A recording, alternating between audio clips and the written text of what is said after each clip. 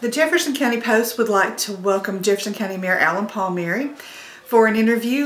Mayor, it's good to have you here. Thank you, Kristen. I appreciate the opportunity to be with you.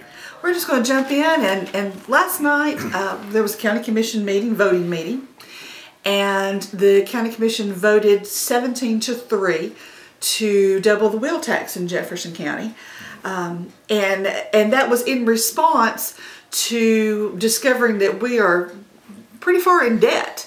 Can you give us a little background on that and kind of bring the average citizen up to speed on what's going on regarding that debt? Sure, be glad to. I don't know how far back in history we really need to go. I know that, for example, when I took office almost 9 years ago, I asked the question of several county commissioners, can you tell me what our debt status is? And nobody could clearly define how much debt we had. I had to research through our audit reports and financial statements and discovered that we were $64 million in debt at that time. I do know that I ran on the platform that we needed better management, fiscal management of the county, because part of that debt, $25 million of it, we had taken out back when we were going to construct the new high school, which is an old high school now. We had 3 bond issues. 2 for $10 million and 1 for $5 million. And over all those years, we never applied anything to the principal. All we did was pay interest. And if you're only going to pay interest, you can never reduce your principal. That's millions of dollars that taxpayers of Jefferson County spent foolishly. And since that time, since coming into office, we've seen that debt go from $64 million to now, with principal and interest, we're roughly around $130 million, $140 million in debt. What is that, as far as the debt service account, which that's the account that the county pays their actual bond debt out of? Right. That account is pretty short right now, is that correct? It is. I can't give you the exact figure, but it's on the short side right now. And this, right now, the County Commission and your office obviously is concerned about meeting that debt in the next few years. There's just not enough money in that account to meet that debt. There's not sufficient funds built up and held in reserve to meet that debt. And as we're going forward from this point on, like every year, we have to worry about having enough funds to operate the county. Now, I know that you had talked in work session about bringing a comprehensive plan that would address that debt and maybe provide some cushion for future years. Can you tell us a little bit about that? Be happy to, and I appreciate the opportunity of being able to talk to you and your viewers about that. My position is we need a complete comprehensive plan for this county. I've said from day one that Jefferson County deals only with knee-jerk reactions rather than plans and moving forward. We're in trouble financially, and the only way to come out of this is to adopt a single plan that will help move us forward. You can't do it simply by adding a wheel tax or increasing your wheel tax or adding this tax here or that tax there. First of all, I'm opposed to putting additional burden on the residents of this county. I feel like they've paid a heavy price over the years, so we need to look at other revenue streams that we can bring in. But rather than just single out one and go forward with that, let's put together an entire package. Let's look at the possibility of a mineral tax that wouldn't have an impact on the residents of this county, an entertainment tax, the wheel tax. There are other revenue streams that we could come up with besides continually burdening the residents by having higher and higher property tax increases. Now, last night, the County Commission voted, as I said, 17-3 to double the wheel tax. That motion was made by Commissioner Galt and it was seconded by Commissioner Tucker. And their numbers say that it's going to bring in roughly $1 million. Right. But we're more than $1 million short in the debt service fund. Right. So what do you think is going to happen with that? Are we looking at a property tax increase too? Because the way my figures are, 10 cents is going to equal about another $1 million. Is that what we're looking at? Well, there's a couple of ways of looking at it, and the way that I'm looking at it is exactly the way that they're proposing it. Some of the commissioners are trying to say that we're going to have an increase in the wheel tax, which is a more fair tax than a property tax increase. That may be true, but this commission is not looking at just an option of either an increase in wheel tax or an increase in property tax, because they're looking at an increase in the wheel tax and also an increase in property tax. That's kind of excessive for the residents of our county to handle. Now logically, when you look at it, if your wheel tax is going to go from $25 to $50, and somebody said, but you won't receive a property tax increase, I would say that's a more fair tax, and I would go along with that. But when you're coupling that with increasing my property taxes too, I'm not in favor of that, period. That's not a well thought out plan. It's just a desperation move. And that's what we've done for years in this county, is desperation moves, knee-jerk reactions, no solid planning. Actually an amendment came off of that motion. The amendment was made by Commissioner Scarlett, seconded by Commissioner McGraw. And the amendment provided a sunset provision for 2024, meaning that this would only be good through 2024, the doubling the wheel tax. And it also had another caveat to it, which took the capital projects money that the school system has gotten or gets, and that runs roughly, has the last 3 years about $500,000, I think, and applies that to the Building 8, I guess you would say, their debt, their ticket. Right. Tell me how you feel about that. Well, first of all, I've spent the vast majority of my life in public service to the residents as an elected official and in government. And as far as having a sunset clause, I can't tell you any time that a politician promised you that that would die at the end of a certain term that it would. They'll figure out a way to extend it. Maybe not this bunch because they won't be in office, but the next bunch coming in. So I don't believe that, first of all. I think that's another Mickey Mouse game that they're playing with the voters and the residents of this county. As far as the Building 8 program goes, I'm not so sure about that either. That amendment, or part of the amendment, I don't think that holds weight. I think there again we go right back to the same thing that I've said earlier numerous times, planning. We don't have a plan for that. We're just willy-nilly coming up with different ideas and different schemes, but it's not part of an overall plan. Do you think it's viable to say that the school system can go without capital improvement money for 4 or 5 years, however long it takes for them to pay back their... I don't think the schools can go without capital funds. I don't think that general fund side can go without capital funds. We need capital funds in order to operate and repair and to grow and to build. And that has to be part of the overall plan. Along those lines, when the bond issue came up last night regarding Building 8 funding, and also the County Commission cash contribution for JCHS proper renovation. That new Finance Director Potts recommended including the $1,010,000 that the school system was supposed to be contributing as well to the building program, right. Because in his words, they're broke as well. Right. And the commissioners felt that, and I'm using their words, that they needed to keep skin in the game.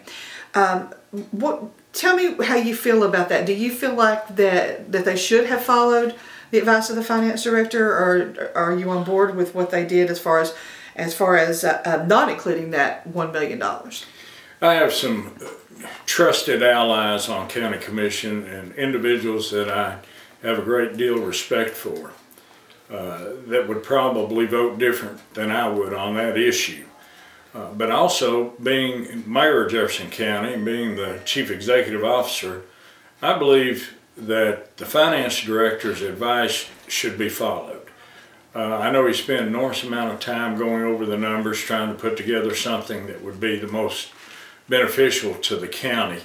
Because although we talk about the schools on one side and general fund on the other side, we are all together. This is one entity.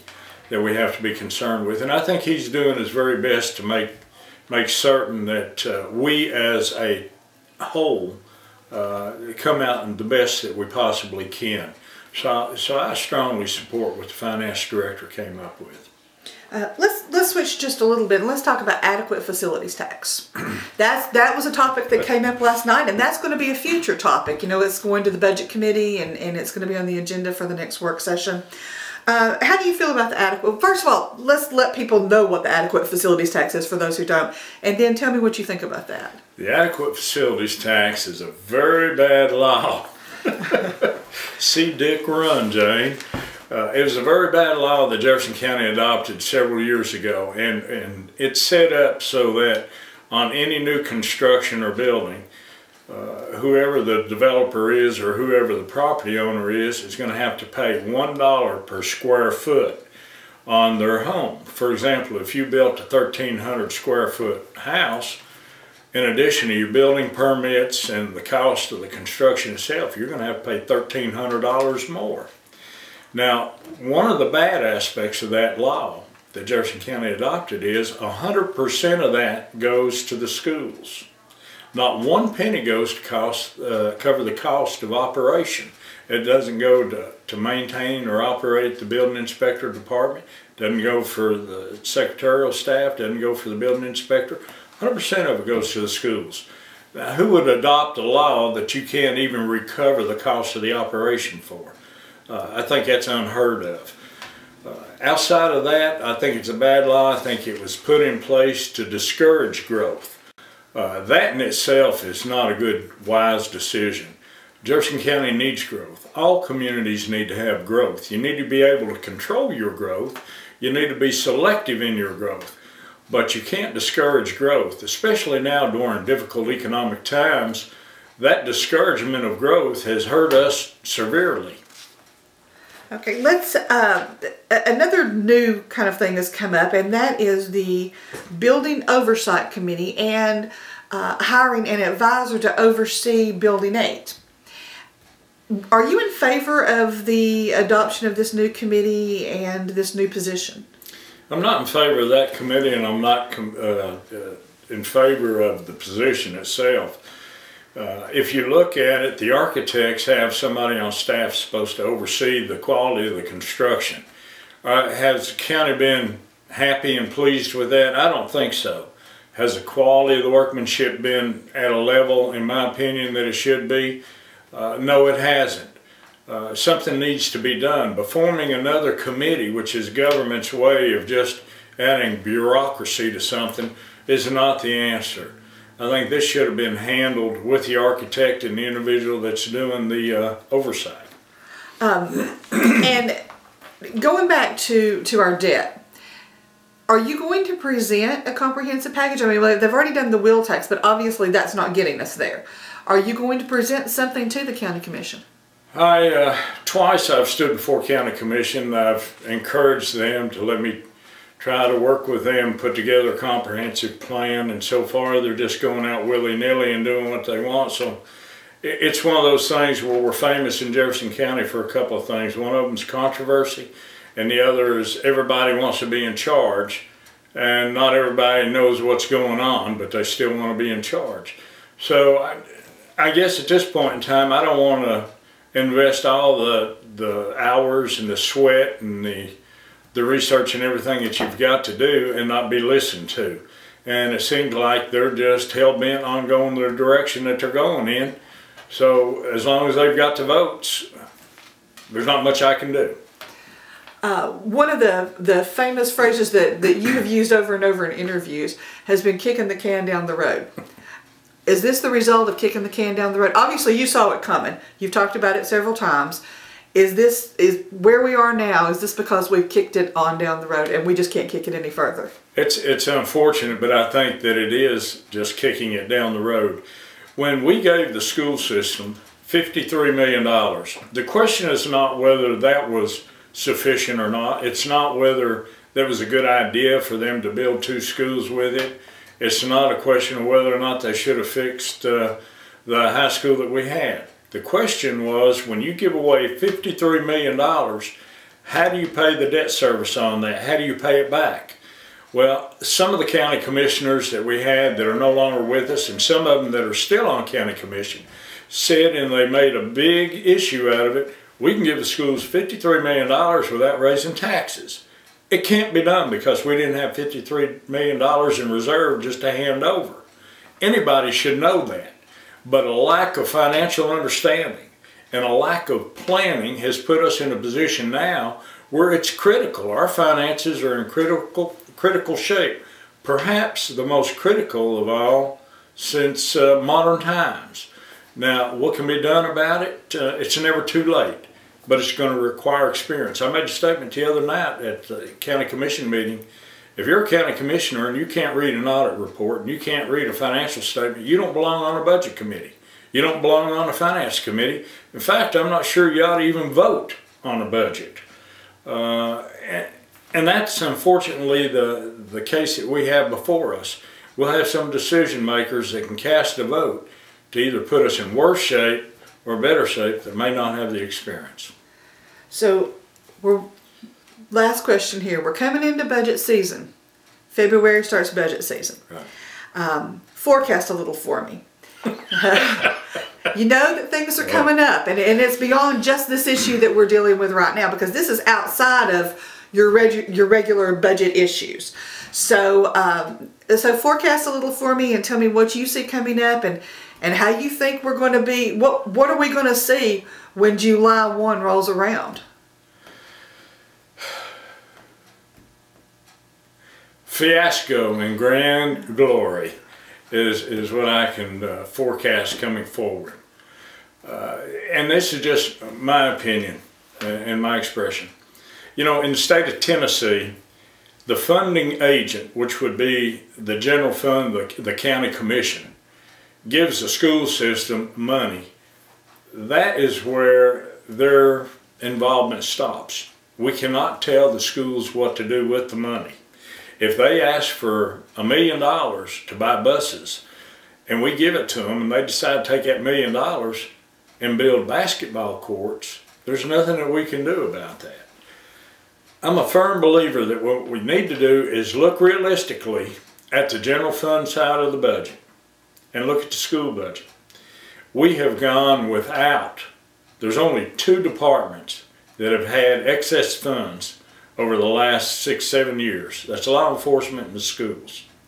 What we need to do is we need to look realistically at what our needs are and quit cutting. We have departments today that are operating with less money than they did when I first came in the office. I'm proud of that because we've been able to increase the efficiency of the offices, and we've been able to do so at a less cost to the taxpayers. However, there comes a time when these offices do need things. We have some officers that are office holders, for example, zoning office. The vehicle that individual has is not even safe to drive. The heat doesn't work in the wintertime, the air doesn't work in the summertime, the windows won't even roll down. It's been in the shop monthly. It makes sense to get another vehicle. County commission after county commission has cut the funding for that over and over and over, so they put us in a bad position. What we need to do is to look at this thing realistically, and I think the budget committee hopefully this year will say, schools, this is how much you have. Out of a $91 million budget, you're going to have $65 million. Let them tell them, build buildings, pay salaries, hire people, buy buses, do whatever you want to do. That's all the money you've got coming. Instead of the charade that we've done in years past by making them come back and trying to cut $100,000 here or try to tell them what to do. They've got a board and they've got a director of schools. Let them work it out. Just give them the money. On our side then, what we need to do is look at each department and say, what are your needs? We know over the last several years you've had to cut. And at this point you can't cut anymore. What are your actual needs?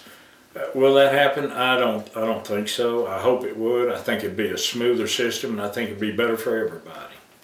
So, I'm going to ask one more then. Property tax increase or not?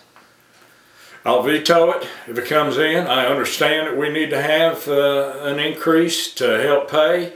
My reason for being adamant against that, and even the wheel tax, is it's not part of a comprehensive plan. It's just going out and saying, well, we need this, we need that, we need the other thing. You can't keep giving law enforcement in the schools all the money, depriving everybody else of everything, and not handling the finances in a proper way. You can't give away $53 million without raising the taxes or bringing in the revenue to handle it.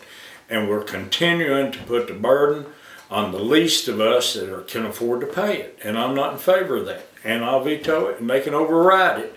That's their prerogative. But I'm doing what I feel best for the residents of this county.